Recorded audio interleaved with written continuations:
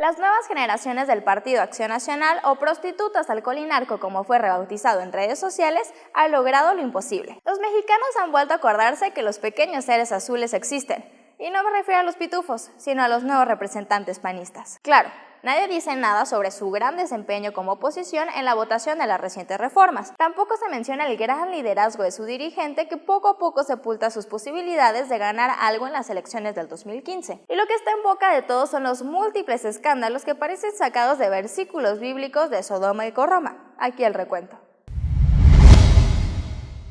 A principios de julio, 4 militantes del PAN causaron revuelo en las redes sociales al formar el Movimiento Nacionalista Mexicano del Trabajo. Este grupo de morenazis, como los apodaron los internautas, en pocas palabras declaró que tenía objetivos fascistas, lo cual va en contra de la ideología de blanquiazul.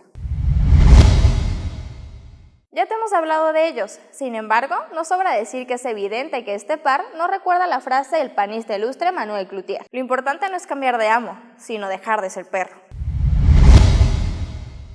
Luego de los comentarios generados por los panistas detenidos en Brasil, Pedro Torreblanca, funcionario de la delegación Benito Juárez, publicó lo siguiente en su Facebook. Lo vuelvo a decir, todos los que opinan sin saber en este foro seguramente son perredistas, más prietos de piel que nada, jodidos, rojillos y sin varo. Arriba los mexicanos de raza blanca y clase alta.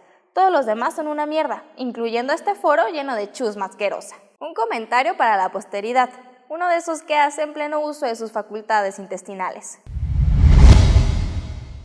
A mediados de julio, el ex candidato a diputado local, Jorge Medina Rodríguez, fue acusado junto con otros sujetos de golpear a Rosario Castellanos, una maestra de secundaria en Morelos. El panista y sus acompañantes pretendieron sacar a la maestra del salón de clases mientras la acusaban de ser lesbiana.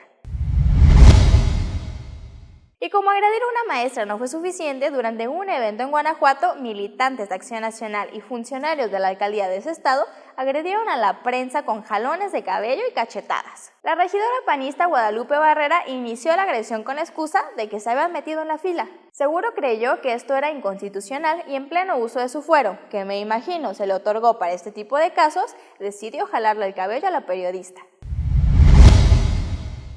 El más reciente escandalito de los panistas fue protagonizado por los finísimos diputados que fueron invitados a una fiesta en una mansión de lujo. Importante, el evento fue organizado por un hombre que fue detenido en Nuevo León en 2004 por llevar 87 kilos de marihuana. En la fiesta a los diputados se les grabó con bailarinas de un table dance sin importar el costo, el organizador ni el sagrado sacramento matrimonial. Ante tanta incongruencia hay dos opciones: cambiaron sus principios y valores o de plano el respeto y reconocimiento de la dignidad humana que promueve el PAN murieron con sus fundadores. Los líderes políticos de blanquiazul y sus militantes llevan más de 12 años haciendo justo lo que como oposición criticaron: servirse y abusar a manos llenas del poder que se les otorgó. El PAN hoy está muy lejos de sus ciudadanos, pero aún más lejos de los ideales que se supone los formaron.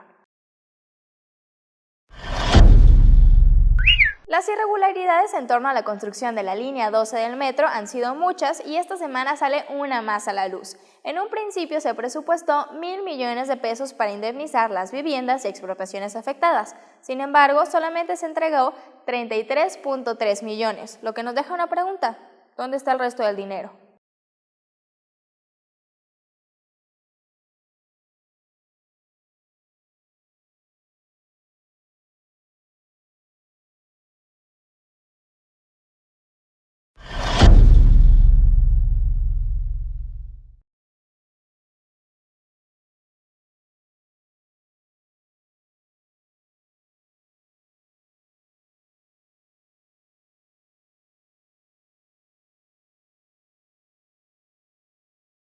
La pregunta con más me gusta esta semana es de Gerardo Miguel, quien pregunta: ¿cuál es el procedimiento a seguir para pedir recorte de diputados y senadores, al igual que sus elevados salarios, y ese dinero se puede utilizar en beneficio de la ciudadanía? Bueno, primero, los diputados y senadores son juez y parte. ¿Esto qué significa?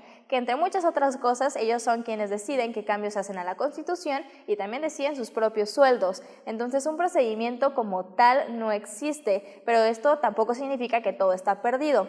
Creo que los ciudadanos debemos ser más políticamente activos y saber quiénes son las personas que nos representan. Hagamos un ejercicio, tú que estás viendo el video, ¿sabes quién es tu diputado? ¿Sabes quién te representa? Creo que en los últimos meses hemos visto que la presión mediática, la presión social y la presión en las redes sociales funciona, entonces es importante informarnos, conocer y exigir. Muchas gracias por ver el video esta semana, espero que te haya gustado y espero tus comentarios aquí abajo o que nos los hagas llegar a través de nuestras redes sociales de Facebook y Twitter. Una vez más te invito a entrar a nuestro sitio web mientras-tanto-en-mexico.mx, donde puedes encontrar columnas de opinión, infografías y todo lo más relevante del acontecer político nacional. Nos vemos el siguiente lunes con más información.